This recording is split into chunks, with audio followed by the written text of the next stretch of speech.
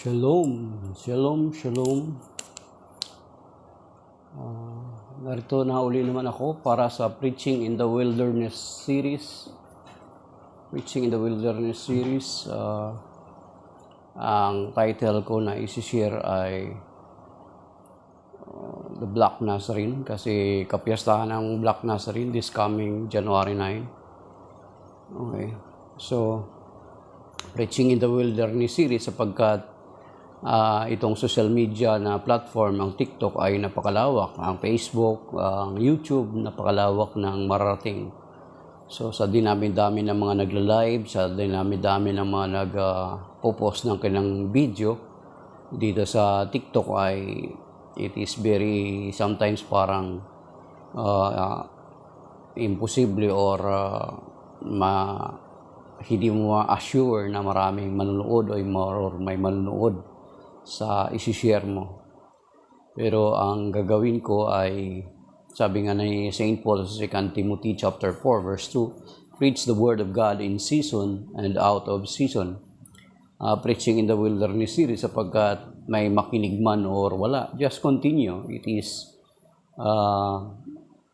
for my benefit personally, kasi after ko ma-upload itong video na ito sa Facebook and then sa YouTube, ay pinapakinggan ko yung mga binabahagi ko.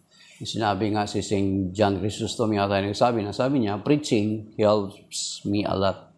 Ang pag-preach ay nakakatulong sa akin sapagkat sinabi nga ng Hebrew chapter 4 verse 12 na ang salita ng Diyos may magkabilay talim. Pag sinabing magkabilay talim, ibig sabihin na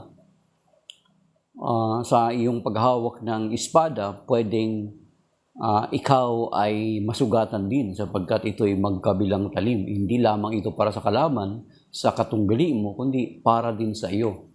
So kaya, iyon yung purpose ng pangaral ng salita ng Diyos.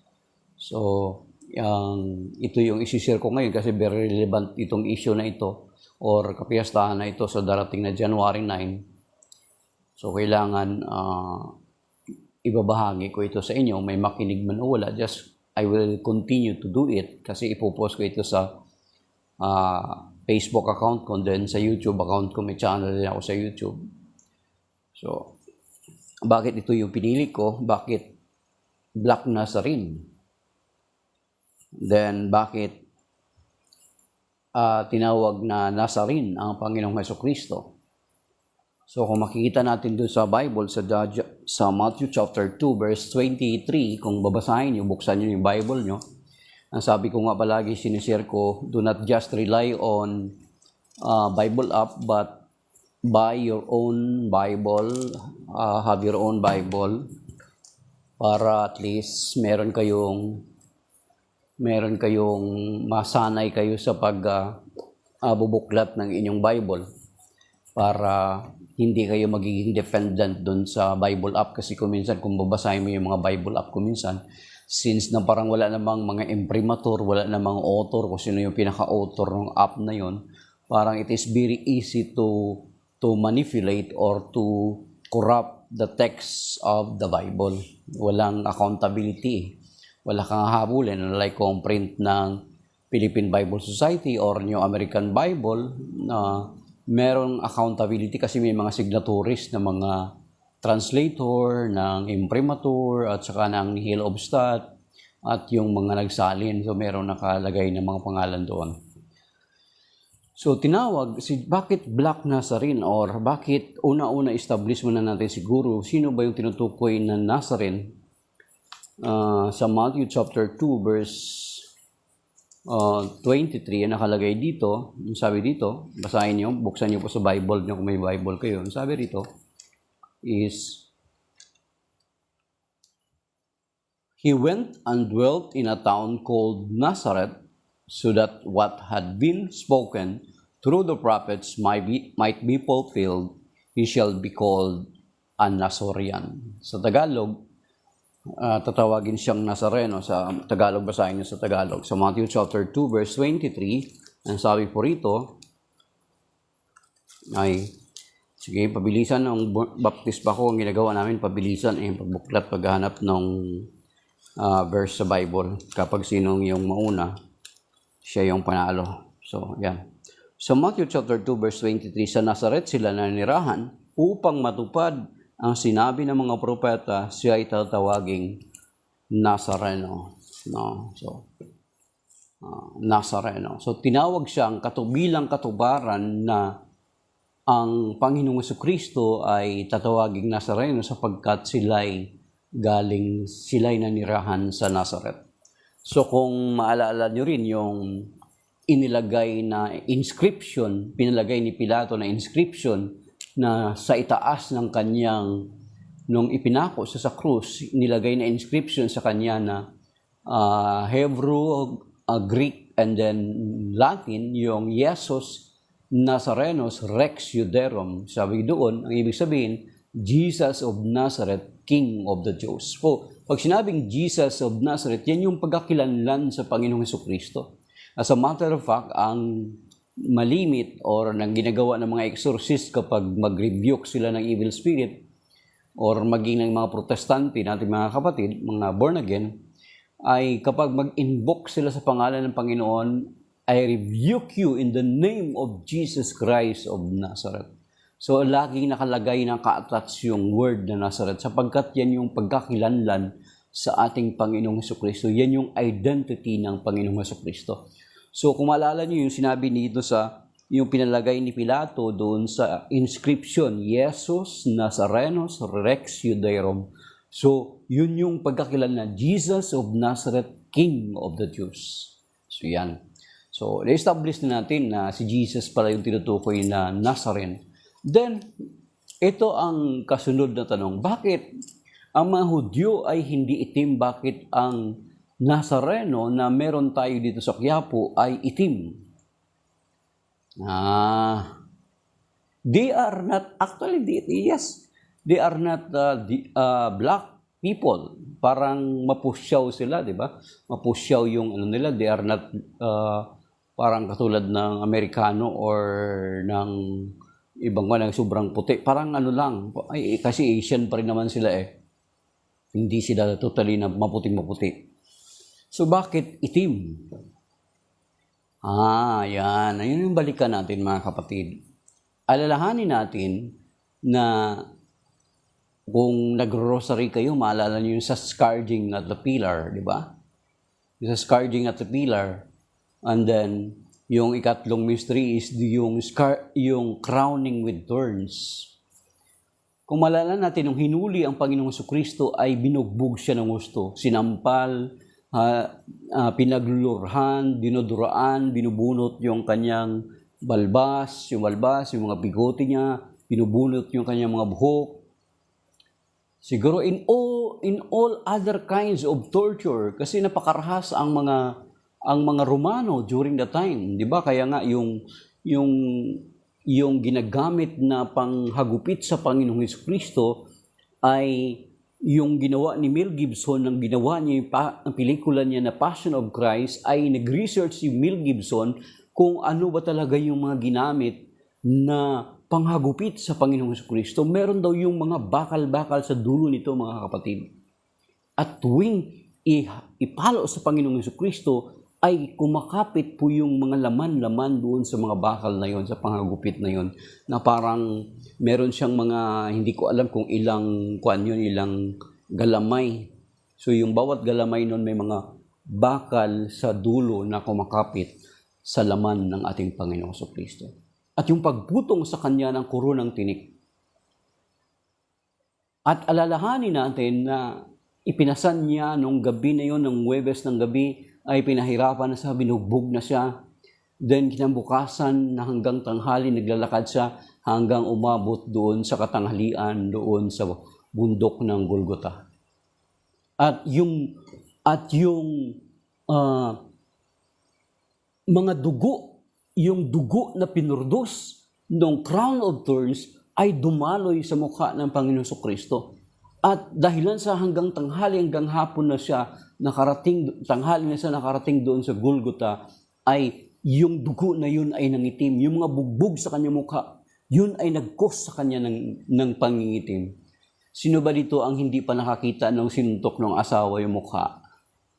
Di ba yung babae yung babae ang nagsuntok sa asawa niya dito, black eye, di ba mangingitim? So hindi lang isang suntok o sampal na natanggap ng Panginoong Kristo. Yung dugo na yun na dumaloy sa kanyang mukha, yun yung nag-cause na mangitim ang Panginoong Kristo. Since nakatanghali ang tapat yung sugat sa kanyang likod, yung dugo na dumaloy sa kanyang katawan, nangitim po yun mga kapatid. At pinahintulot ng Panginoon na dito sa atin sa Quiapo, nagkaroon tayo ng imahe na ganoon. Kasi yun yung totoong nangyari sa Panginoong Kristo. Nung binugbog siya, nangitim talaga siya because of that blood. And yung bugbog, yung lamog na tumama sa kanyang katawan, sa kanyang mukha.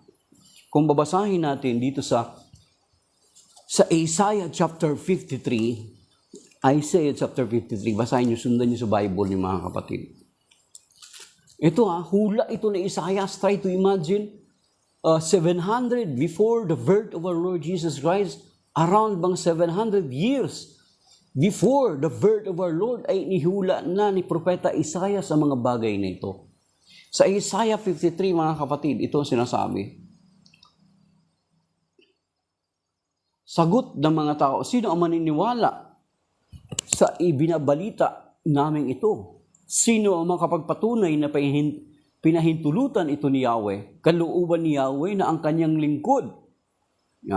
Alam niyo, malalaman niyo mamaya kung sino tutukoy niya ritong lingkod, ay maitutulod sa isang halamang na tanim sa tuyong lupa, walang katangian o kagandahang makatawag pansin, wala siyang taglay na pangakit para lapitan siya.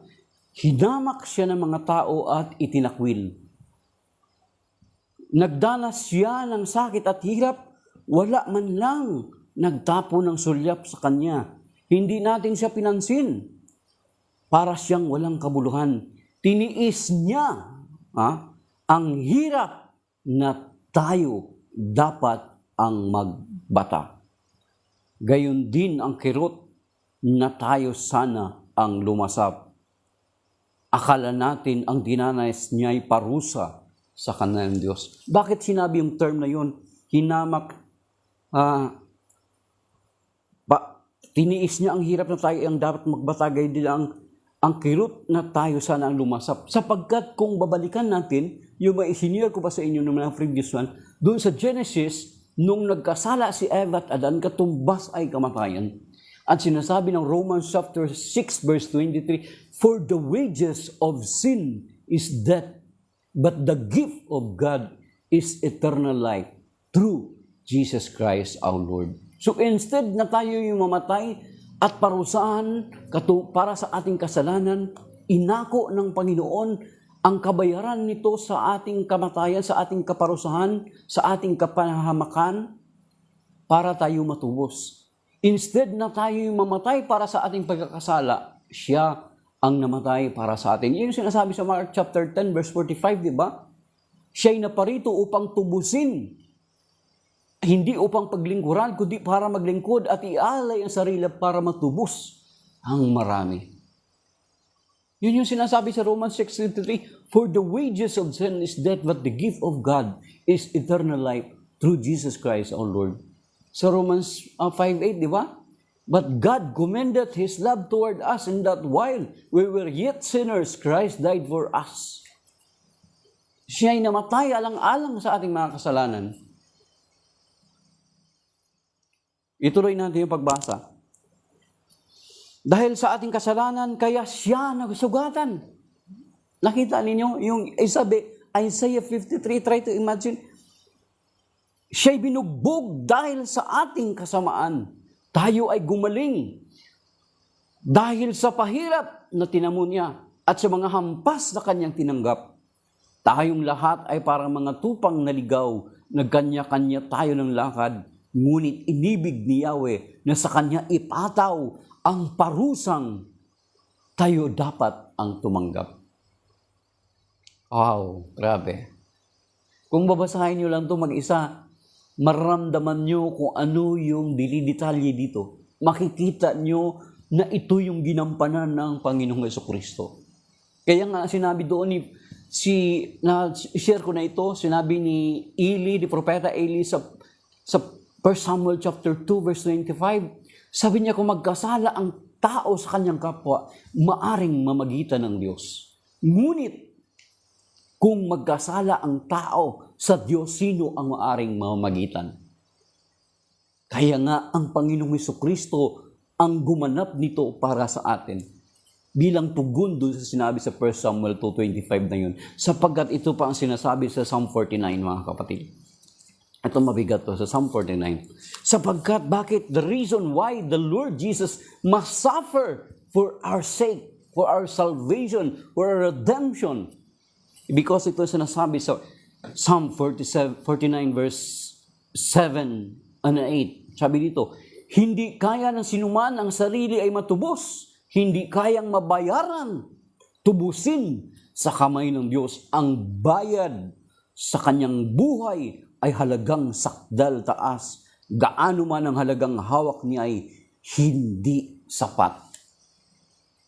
Kaya nga ang katugunan nito ay ang kamatayan ng Panginoong Jesucristo. Ang katubusan ng ating kasalanan, ang makakasatisfy lang ay ang kamatayan at ang dugo ng Panginoong Jesucristo. Kung babasahin niyo sa Hebrews chapter 9, very clear doon ipinaliwanag yan.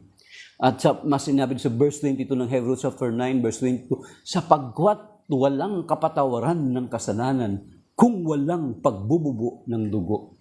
You see, yung connection, 1 Samuel 2.25, then itong Psalm 49, verse 7 and 8, then sa Hebrews chapter 9 verse 22, walang kapatawaran ng kasalanan kung walang pagbubuo ng dugo.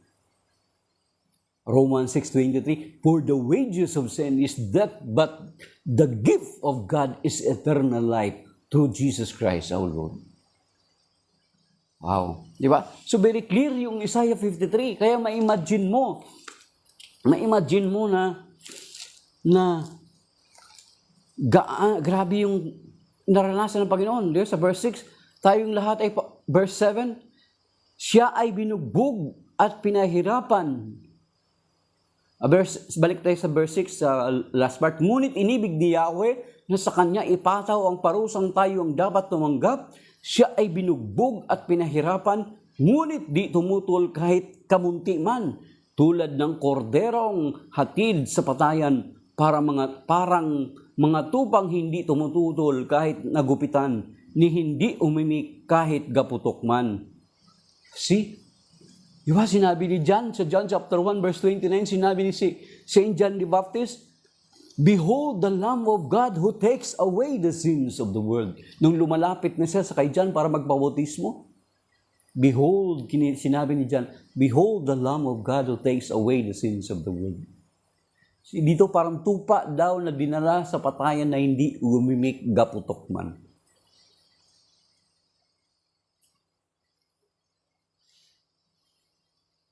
Ito, nang siya'y hulihin, hatulan at dalhin sa dakong patayan, wala mang mga haas na magsanggalang, wala man lang dumamay, siya ay pinatay dahil sa sala ng sangkatauhan.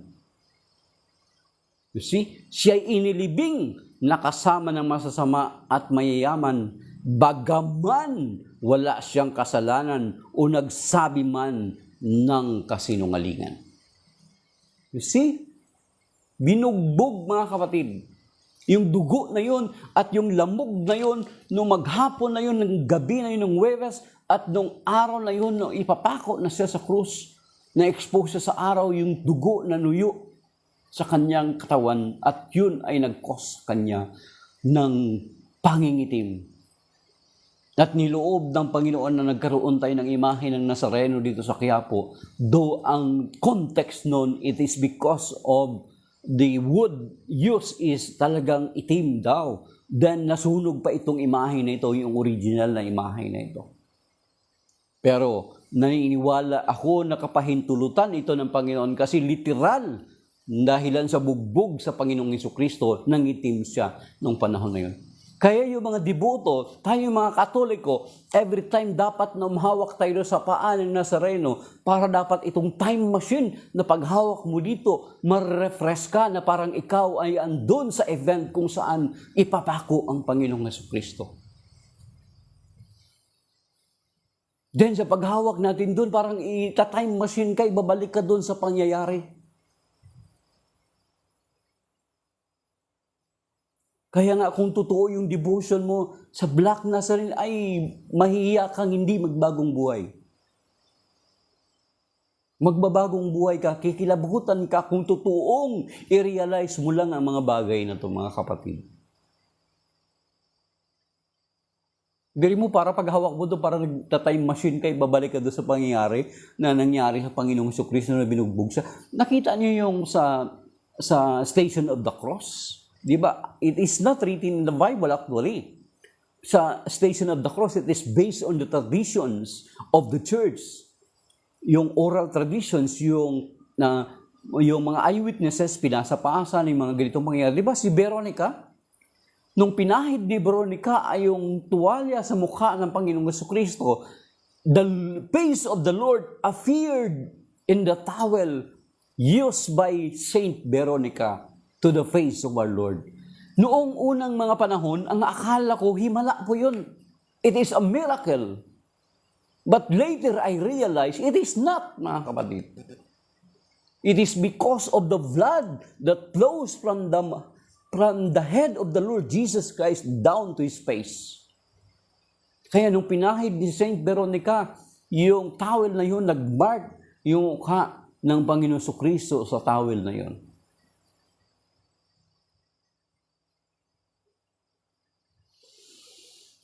Kaya kung aralin niyo yung patungkol sa Shroud of Turin, try to i-aral niyo yung Shroud of Turin. And then i-compare niyo yung mga studies ng mga expert, na mga siyensya, na hindi siya dinrawing or kinapture or ginawa ng kamay ng tao.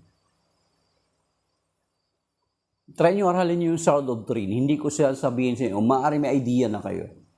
Try niyo aralin niyo yung Shroud of Turin.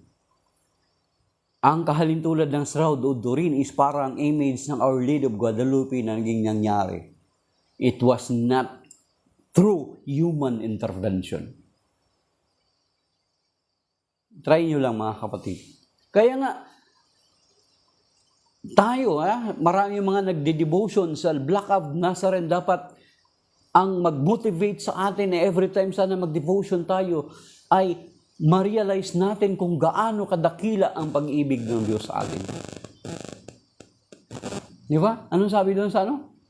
Ang sabi doon sa John chapter 3 verse 16, memorize ng lahat to ng karamihan, for God so loved the world that He gave His only begotten Son, that whosoever believes in Him will not perish, but will have everlasting life. You see? So, every time, sana mga kapatid, tayo ng mga naglilibusyon, ma-realize natin kung gaano kadakila ang pag-ibig ng Diyos. Every time na makita natin ang imahe ng Nazareno, ma-realize natin kung gaano kadakila ang pag-ibig ng Diyos. Huwag natin gawing kalapas-langanan. Biro mo yung iba nating mga kapatid sa ibang sekta, ginagawa nila. May mga sigurado lalabas na naman yan sa Facebook. I-compare nila ang imahe ng Nazareno sa imahe ng baka. Yung picture mo, i-compare sa imahe ng baka. Yung picture ng nanay mo, ihambing sa imahe ng i-compare sa picture ng kambing. Okay ka lang? Okay. Ano ba yung context ng yung imahe ng baka? Yung guyang ginto. Sa Exodus chapter 32, babasahin natin dito, ang context nito mga kapatid, di ba galing sila sa Egypt, nag-exodus sila from Egypt going to the land of promise to Israel, promised land for Israel, sapagkat nandoon sila sa Egypto for almost more than 400 years. Doon, Actually, yung paglalakbay nila sa wilderness ay aabot lang, kaya lang daw ng ilang weeks lang makarating na sila sa Israel, sa Kanaan. Pero sa katigasan ng ulo nila, tumagal sila ng tumagal sa ilang na umabot sila ng 40 years. At dahilan dito, ito sa Exodus chapter 32, ito yung guya na i-compare ng mga tao na hindi mo maintindihan yung utak. Ang nangyari dito sa Exodus chapter 32, verse 1 to the following, ang background dito, di ba umakyat si Moses doon sa Mount Sinai. Nakipag-usap sa kanya si Yahweh doon ng about mga 40 days and 40 nights. Then ibinigay doon ang kautusan kay Moses para sa bayang Israel. Then, ang mga taong ito naman, since na they are for 130 years, try to imagine, they are being influenced by Egypt, by Egyptians, by Egypt culture and practices yung about sa idolatry. Dami-daming mga Diyos-Diyosan ang Ehipto. Then, kung babasahin natin dito, sabi dito, sa Exodus 32, nang magtagal na si Moises sa bundok at ang mga Israelita ay lumapit kay Aaron, sinabi nila, igawa mo kami ng isang Diyos. Try to imagine, igawa mo kami ng isang Diyos na mangunguna sa amin. Hindi namin alam kung ano na ang nangyari kay Moses na iyan, na naglabas sa amin sa Ehipto. Sabi ni Aaron, kung gayon, tipunin ninyo mga hikaw na ginto ng inyong mga asawa at mga anak at dalhin sa akin. Sagot ni Aaron, ganun nga ang kanilang ginawa. Kinuha ni Aaron ang mga hikaw at tinunaw, ibinuhos niya sa isang hulmahan at ginawang hugis ng guya. Pagkayari, sinabi niya, Israel, narito ang Diyos mong nag-alis sa iyo sa Ehipto. Yung guyang ginto, literal na kinilala nilang Diyos na nag-alis daw sa kanila sa Ehipto. Yun yung guyang ginto. Compare to the image of Black Nazarene that represents the suffering Messiah. Yung nagpakasakit, every time na makita mo yung imahen, pictures tells a lot of story.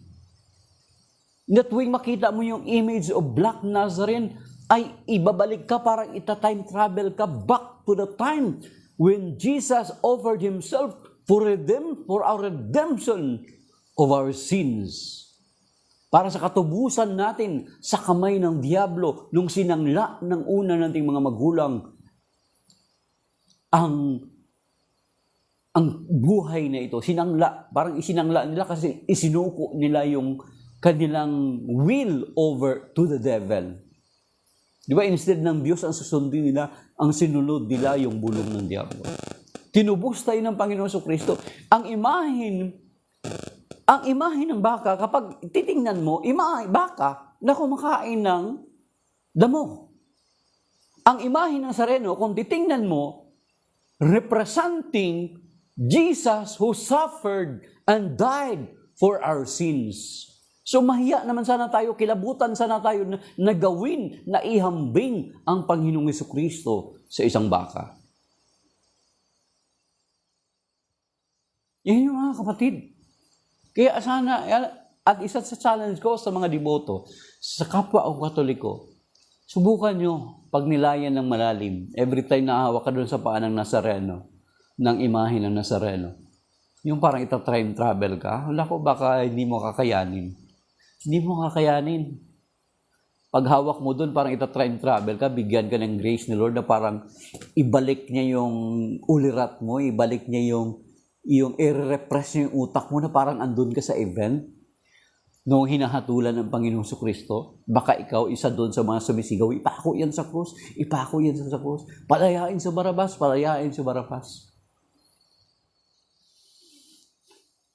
Diba?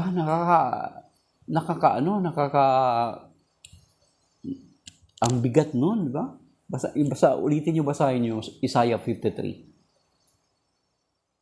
Siguro, yung mga gumagawa niyan, mga dati naman kayong Katoliko, try to consider Isipin niyo, huwag niyo gawing ganun, na para lang kayo may makapang-atake sa Katoliko, ay gagawin yung paghahalin tulad ng isang baka at isang imahe ng Nazareno.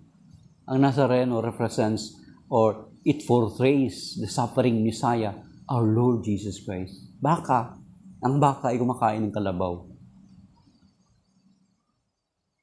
Ang kumakain ng halaman, ang damo. Hindi kumakain ng kalabaw. Ang baka kumakain ng damo. Sa bagay, sa panaginip pala ni Jose, yung payat ng mga baka kinain ng matatabang baka. Pwede rin. Pero mga kapatid, try to imagine, every time dapat makita natin yung Black Nazarene, our mind ay magbalik doon sa kung ano yung ginawa ng Panginoon Kristo noong unang panahon na inihandog niya ang kanyang sarili para sa ating katubusan.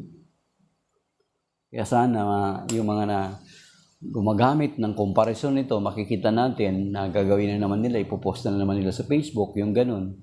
Sana tumigil na kayo at mag-isip-isip. Kasi pictures tells a story, a lot of story. Diba? Halimbawa, pakitaan ko kayo nung picture nung Kagsawa Church. Halimbawa ito, pakita ko sa inyo yung picture ng Kagsawa Church. Halimbawa, pag nakita niyo yung picture ng Kagsawa Church, yung utak niyo ba manatili lang doon sa picture of Kagsawa Church? It ends there? Matitigil lang ba doon? Pag ganun yung utak mo, very manipulated. Parang nakakahon yung utak mo. Pag nakakita ka ng larawan, it will go back to the memories of that picture. Di ba, try mo maghalungkat ngayon or bukas maghalungkat ka ng mga picture nyo na luma. Ano ang mangyari? I-refresh yung utak mo. I-refresh ang utak mo ng mga nakaraang mga pangyayari na nakapaloob sa larawang iyan. Kahit yung lugar lang. Kahit yung lugar ng boyfriend mo na kung saan doon kayo nag-away at nagka-break. Subukan mo tingnan yung picture na yon. Ano malala mo? Picture lang ba? The memories of that picture. The same with the image of the Black Nazarene. Hindi lang mag-e-ends doon. Ibabalik ka kung ano ang nangyari. What is the story behind of that picture? What is the story behind of that image? Ganun mga kapatid. Kaya yung mga bata, di ba, anong ginagamit natin? Mga visual aid. Very helpful yung visual aid. Kasi it will create a memory for them. Di ba? Ako, lalo na yung kapag puti na yung buhok, kapag makakarinig ka ng kanta, Panapanahon, then yung ipopost dito sa TikTok or sa Facebook or sa YouTube, yung mga bata na naglaro, yung very simple life, di ba affected tayo? Ma-recall natin yung kabataan din natin. Ganun kahalaga yung mga larawan. Ganun yung larawan, ibabalik ka kung ano yung kasaysayan behind ng larawang iyan. The same with the Black Nazarene, mga kapatid. Ibabalik ka kung gaano kadakila yung pag-ibig ng Panginoon sa Kristo. Basahin niyo, ulit-ulit niyo basahin niyo Isaiah chapter 53 para maintindihan niyo kung bakit. Kaya sana, yung ako, prayer ko talaga na sana magkaroon din, may marami kasi mga deboto pa rin dyan sa Black Nazarene na talagang we need to pray for their conversion. Umatin sila doon ng kapiyastahan ng Black Nazarene, pero sa mga parokyan nila, hindi sila nagsisimba. Makalungkot yun, di ba? Kalungkot. So dapat, kung talagang totoo tayong deboto ng Black Nazarene, is deboto rin tayo sa simbahan, sa itinuturo ng simbahan. Kasi kung hindi, parang superficial lang yung ginagawa natin. Kaya napupulaan kayo ng ibang sekta, napupulaan tayo ng ibang sekta. Ganun mga kapatid. Siguro this time, tayo, actually marami yung mga devoto na silent lang yung, marami mga silent dyan, ibig sabihin yung mga talagang totoong devoto. Yung hindi nakikipag-agawan sa lubid. Though hindi naman natin ma-question yung nakikipag-agawan sa lubid, nakikipag-agawan para makarating sa Nazareno. Kalalala niyo yung babaeng, yung Syrophoenician woman, yung babaeng dinudugo. Siksikan din ang mga tao nun. Ang iniisip niya, maahipo ko lamang ang laylayan ng kanyang damit, ay gagaling siya. Yun yung iniisip niya. Yung Syrophoenician woman. Then, nahipo niya nga at gumaling siya. Kaya nga sabi ng Panginoong Kristo, sino ang humipo sa akin? Panginoon, sabi ni San Pedro, Panginoon, daming mga tao. Paano namin malalaman kung sino ang humipo sa iyo? Kasi alam ng Panginoon na may humipo sa Kanya na may kalakip na malalim na pananampalataya. Kaya every time na humipo tayo dun sa imahe ng Nazareno, para tayong siguro parang nasa procession ka ng Via Dolorosa. Para kang kasama ka doon habang papunta sa ang Panginoon Kristo sa Kalbaryo ay sumusunod ka, pilit mo inaabot yung kanyang laylayan. Kasi kung babasahin natin yung Isaiah 53, di ba? Nakalagay doon, by His stripes we are healed. Sa pamagitan ng kanyang mga sugat at latay, tayo ay gumaling. Di ba? Sana ganun, mga kapatid. Parang, siguro, sana ganun yung mentality natin, habang sumasama tayo sa procession ng Black Nazarene, para tayong kasama sa procession ng Via Dolorosa.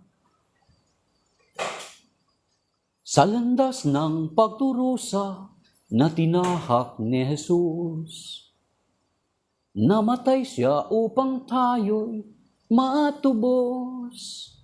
Langit ay nilisan niya dahil inibig niya tayo. Basahin niyo yung kanta na yun, yung sa landas ng pagdurusa. Hindi ko lang nakalimutan ko isulat ngayon. Or di kayo yung kanta ni Sandy Patti na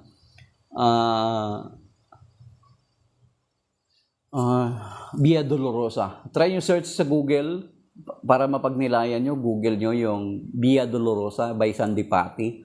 And then, yung sa landas ng pagdurusa ng Tagalog. Ang ganda niyan, mga kapatid. Yung habang nagde-devotion ka sa Black Nazarene, yung nagpipilit ka maabot man lang ng panyo yung Panginoong Kristo para kang isipin mo na para kang si Veronica. Lord, by your stripe I am healed. Yung sinabi dito yan sa Sinabi yan dito sa Isaiah 53 na sa pamagitan ng kanyang mga sugat at latay tayo ay gumaling. Habang nagsisikap tayo maabot dun ang Panginoong Kristo sa imahen niya, iniisip natin na parang kasama tayo doon sa mga taong sumasama sa kanya papunta doon sa Golgotha bago siya patayin. Tingnan nyo, try nyo lang imagine nyo yun. Nakasama kayo doon. At alam nyo at na-realize nyo na ngayon, kung hindi ka iyak, baka hindi mo kakayanin.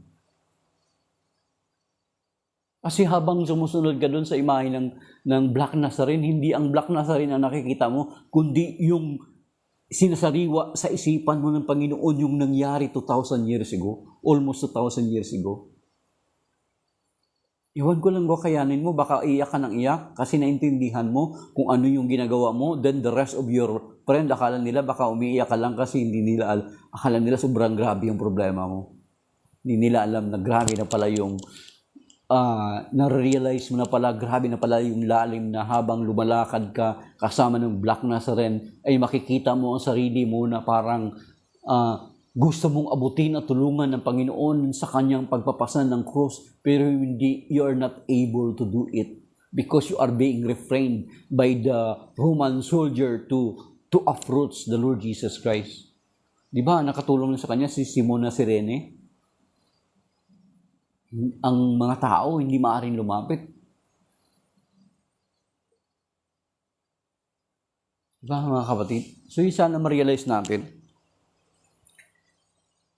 na magkaroon ng kaibahan yung ating pagdidibusyon sa Black Nazarene. Ma-realize natin ang Black Nazarene pala ay naglalarawan ng dakilang pag-ibig ng Diyos sa atin.